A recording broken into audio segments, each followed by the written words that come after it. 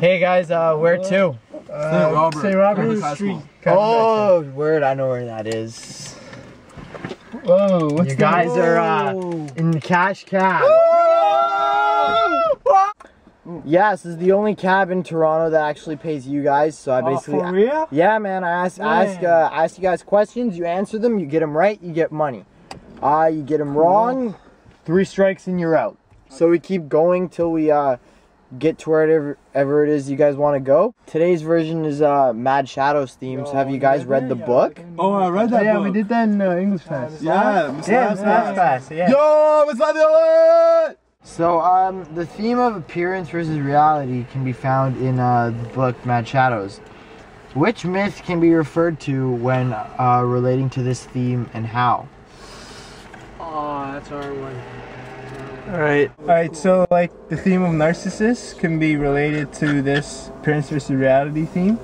Because both Patrice and Narcissus, they're both mesmerized by their own beauty, but in reality, like, they lack intelligence. So like, what you see on the outside might be a beautiful beast, but he's a beautiful beast because he lacks the intellect of a human. So he's basically on his like primitive instincts. Cool. Oh, okay.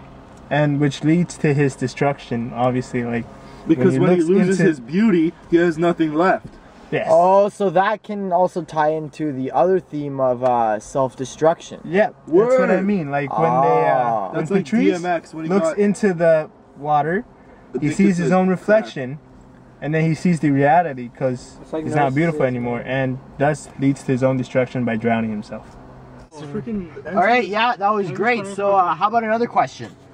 So why don't you guys explain the myth of Narcissus this time and how it relates to Patrice and his death? I think Narcissus falls in love with his own reflection from the lake, which ultimately kills him. And then it relates to Patrice because he also falls in love with him himself. And then he like dove into the river to look for his soul and image, and then he died. Right? Yeah, that is true. You know, I was also thinking like the myth almost inadvertently affects Patrice, cause his mother Louise has her whole personality is basically affected by her narcissistic qualities, as well as the way she cares for her children. Yeah. So because of that, you know, Patrice never had like an actual mother to care for him or to teach him how to do anything. And that's why when he was discarded by his mother, he had nowhere to go, so he died. He committed now let me suicide. welcome everybody to the Wild Wild West. So the death of Adonis is the result of Ares' jealousy over Aphrodite's newfound passion for Adonis. So explain how their story relates to the jealousy between Patrice and Lance, and ultimately the tragic death between Lance. Oh, I know this one. Lance. What happened was like Lane's became Louise's new passion, which results in like lack of attention towards Patrice, right? Yeah. And then therefore Patrice is like a final attempt, like in his final attempt he like gains his mother's affection. He runs over and lands with the horse. Just like how it's just like how Ares ran over Adonis with like in the form of the boar. Remember that myth? Yeah. No, true. Yeah, so he ran over him like how Patrice ran over Lance. So that's like kind of similar. Yeah, we're gonna stick with that answer. How does the mythical origin of the seasons tie into the physical and emotional settings of the book?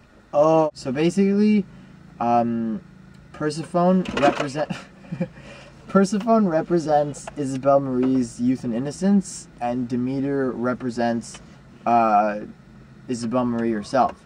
So in the seasons of summer and spring, Isabelle Marie has her youth and innocence returned to her because, you know, she meets Michael and falls in love, sort of.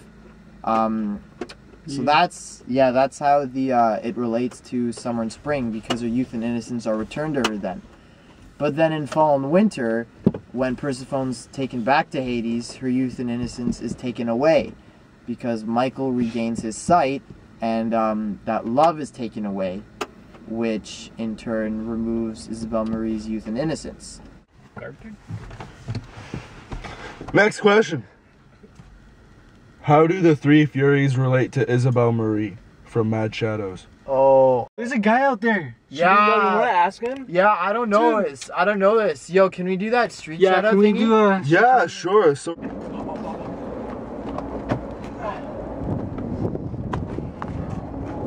Excuse me.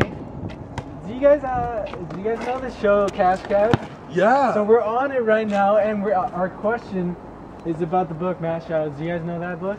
Yeah, I read that book. I love that book. Three Furies relate to Isabelle Marie. Oh, okay. So, the three Furies are Electo, What was the second one? Tisiphone.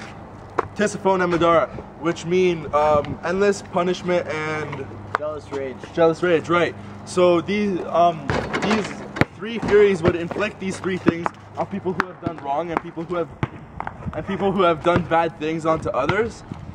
It's ironic because these three things are inflicted upon Isabelle Marie, but she's never done anything wrong before. So that's why it's ironic. Thanks, guys. No problem. Thanks. Okay, guys, next question. In the myth of Demeter, there are certain aspects of the myth that represent some of the themes present in Mad Shadows. Explain the specific theme related to this myth. Demeter, she has aspects of revenge and destruction in her myth that can be applied in the book Mad Shadows. When Demeter loses her daughter, Persephone, she destroys the land by casting the crops all dried up, so that makes winter and fall. Similar to Isabelle when she loses Michael, she gets revenge on the farm. She burns down her farm, and she destroys her brother's vanity by boiling his face in water. So those two are similar in a way. Explain how the themes of destruction of self, madness, and dysfunctional family are exemplified through the mythical allusions in the novella. The myth of Narcissus really affects the themes of madness and destruction of self, as well as dysfunctional family, largely because of Louise's narcissistic qualities. Her whole personality is basically narcissistic. Because of this, she favors Patrice and discards Isabelle Marie. And this destroys Isabelle Marie's psyche, causing all of her madness and all of her self-destruction. As well as Patrice.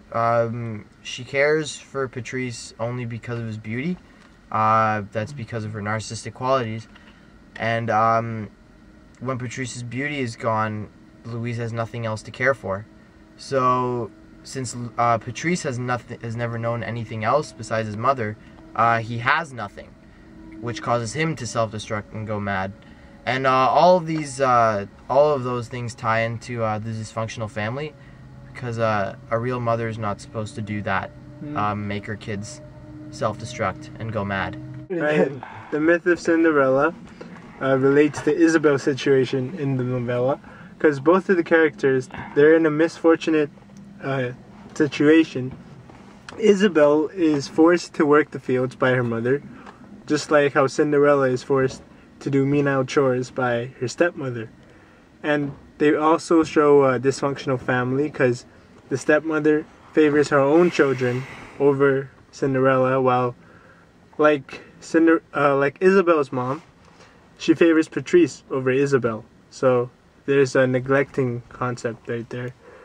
And Isabelle, like Cinderella, has her Prince Charming, which is Michael. But Michael is blind, so he doesn't see the reality. So appearance versus reality is one of the themes also presented here. Okay, guys, so the last question is going to be a quote analysis. The first quote is, one could see that Louise believed in herself and overall, to the point of obsession, the beauty of Patrice, unquote. That's the first quote you guys got to analyze. Okay? Got it. Second quote, the poison burst within her, and she was amazed by her own strength. And what about me? Is it my own fault that I am ugly? Unquote.